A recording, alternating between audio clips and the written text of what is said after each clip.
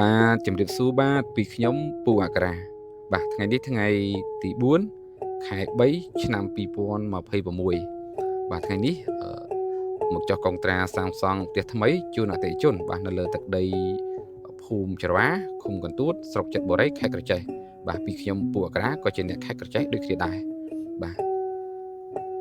តែនេះគឺជាសកម្មភាពទាំងស្រុងបាទដែលខ្ញុំបាទកំពុងតែចុះកិច្ចសន្យាជាមួយនឹងម៉ូដគំរូដែលម្ចាស់ផ្ទះគាត់ចង់សាងសង់បាទជាប្រភេទបុរីក៏ដូចជាប្រភេទផ្ទះល្វែងបាទតែជាប្រភេទផ្ទះល្វែងបែបឯកជនបាទម្ចាស់ផ្ទះបាទជាអ្នក sponsor ទាំងស្រុងគាត់បច្ចុប្បន្ននៅប្រទេសកូរ៉េបាទអ្នកមីងជាម្ដាយរបស់គាត់បានរៀបចំផ្តិតមេដៃបាទចំពោះពុកម៉ែបងប្អូនដែលមានតម្រូវការក្នុងការសាងសង់បាទកុំភ្លេចតាក់ទងមកខ្ញុំបាទពូអក្សរាបាទមានទទួលម៉ែការសាងសង់25ខែក្រុងបាទម៉ៅផ្ដាច់ទាំងកម្លាំងពលកម្មនិងសម្ភារៈ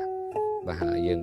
រូបភាពនេះបាទវីដេអូនេះបានបញ្ចប់កិច្ចសន្យារួចរាល់ហើយក៏បានថតទុកជាអនុស្សាវរីយ៍ជាមួយគាត់បាទពុកម៉ែបងប្អូនដែលមានតម្រូវការសាងសង់កុំភ្លេចតាក់ទងមកតាមរយៈលេខទូរស័ព្ទ097 97 95 197បាទពីខ្ញុំពូអក្សរាសូមអរគុណ